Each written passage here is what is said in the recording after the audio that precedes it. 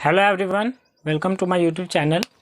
एक भाई ने कमेंट किया कि आरआरबी और आरपीएफ का सिलेबस सेम होता है, तो मैं उसके साथ साथ हर एक भाइयों को क्लियर कर दूं कि रेलवे जितने भी एग्ज़ाम कंडक्ट करवाता है, हर एक एग्ज़ाम का एक स्पेसिफिक सिलेबस होता है। तो आज हम आरआरबी द्वारा, रेलवे द्वारा जो भी एग्ज़ाम कंडक्ट होते हैं, जैसे एनटीपीसी, ग्रुप डी, आरपीएफ, इन सभी एग्ज़ामों के सिलेबस की तुलना करेंगे, कंपेयर करेंगे कि आखिर उनमें कुछ अंतर है या नहीं है। तो चलिए वीडियो को शुरू करते हैं। सबसे पहले बात कर लेते हैं एनटीपीसी के बारे में, जिसका एग्ज़ाम हाल में ही CBT 1 कंडक्ट कराया गया था और उसका रिज़ल्ट आया था और CBT 2 होने की बात चल रही थी। तो एनटीपीसी 2 एग्ज़ाम कंडक्ट करवाता है। इसमें फर्स्ट CBT एग्ज़ाम 90 मिनट का समय दिया जाता है उसमें, और टोटल 100 क्वेश्चन होते हैं, जिसमें जनरल अवेयरनेस के 40 क्वेश्चन 40 नंबर के, हर एक क्वेश्चन 1 नंबर कैरी करता है। रीजनिंग के जनरल इंटेलिजेंस एंड रीजनिंग के 30 क्वेश्चन 30 नंबर के, और मैथ्स के 30 क्वेश्चन 30 नंबर के। टोटल 100 क्वेश्चन 100 नंबर का होता है और ड्यूरेशन 90 मिनट दिया जाता है। CBT 1 के बाद CBT 2 कंडक्ट कराया जाता है, सेकेंड स्टेज। उसमें भी जनरल अवेयरनेस, रीजनिंग,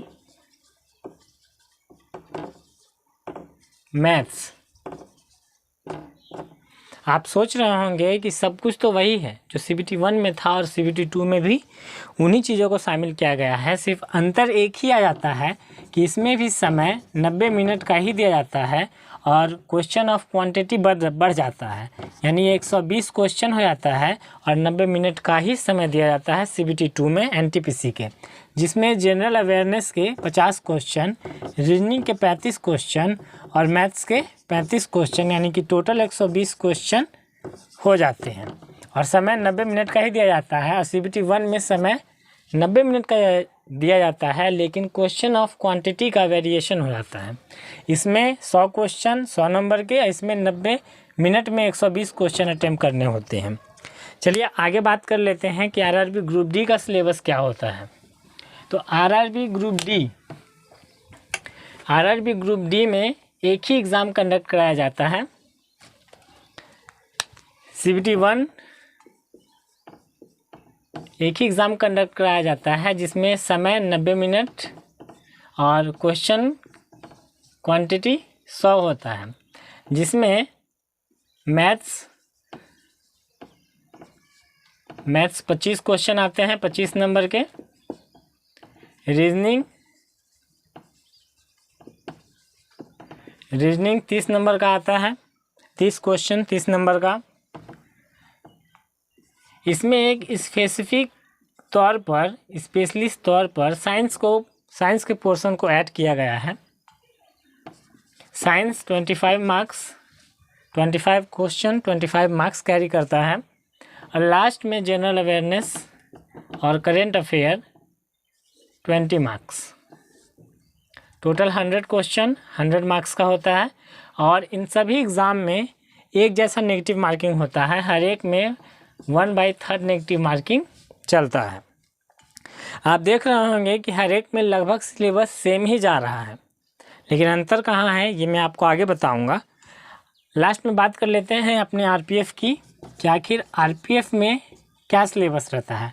तो जैसा कि मैंने पहले वीडियो में भी बताया कि आरपीएफ में 90 मिनट का समय दिया जाता है, टाइम ड्यूरेशन 90 में समय दिया जाता है, और क्वेश्चंस की संख्या 120 होती है, जिसमें जनरल अवेयरनेस 50 क्वेश्चन 50 नंबर का, मैथ्स 35 क्वेश्चन 35 नंबर का, और general intelligence and reasoning 35 question 35 का, यानी कि टोटल 120 क्वेश्चंस हो जाते हैं। तो आप डिफरेंस देख सकते हैं, आपको डिफरेंस यहीं पर दिखाई दे रहा होगा कि ग्रुप डी में एक स्पेसिफिक चीज़ आपको दिख रहा होगा, साइंस। मैथ रीजनिंग तो लगभग सेम ही है, सिर्फ क्वेश्चंस का नंबर चेंज है। इसमें मैथ्स 25 है, इसमें मैथ्स 35 है, इसमें रीजनिंग 30 है, इसमें रीजनिंग 35 है, लेकिन आपको एक साइंस दिखाई दे रहा होगा। जब हम जनरल अवेयरनेस की बात करते हैं तो जनरल अवेयरनेस में history, geography, polity, current affair, science, ये सभी ऐड होकर आते हैं।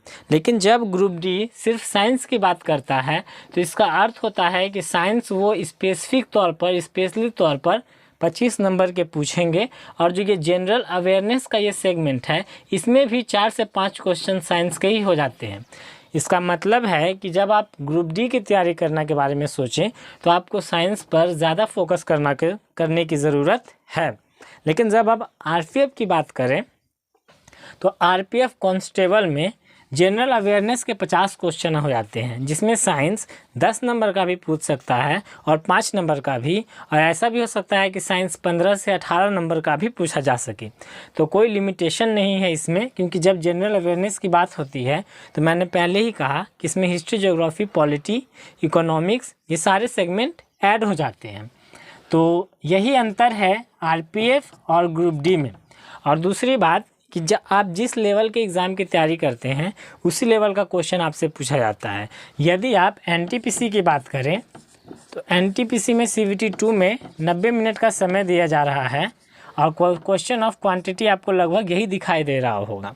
लेकिन अंतर कहाँ आ जाता है, जब आप मैथ्स के सवाल आरपीएफ के क्वेश्चन पेपर प्रीवियस ईयर उठाएंगे और जब आप लगाएंगे तो आपको पता चलेगा कि मैथ का लेवल इसका क्या है और एनटीपीसी में जो लेवल पूछा जा रहा है, जो सवाल एनटीपीसी आपसे पूछ रहा है, उस मैथ का स्टैंडर्ड क्या है। तो ओवरऑल अगर हम लेकर चलें कि ओवरऑल रेलवे का सिलेबस तो लगभग सेम ही होता है। यदि आप रेलवे में ग्रुप डी की तैयारी कर रहे हैं तो संभव है कि एनटीपीसी भी आपका हो ही रहा है और साथ में आरपीएफ भी हो ही रहा है। लेकिन हर एक जॉब प्रोफाइल है, हर एक का अलग अलग है, हर एक में वेरिएशन है, हर एक की डिफ़िकल्टी लेवल में अंतर आ जाता है।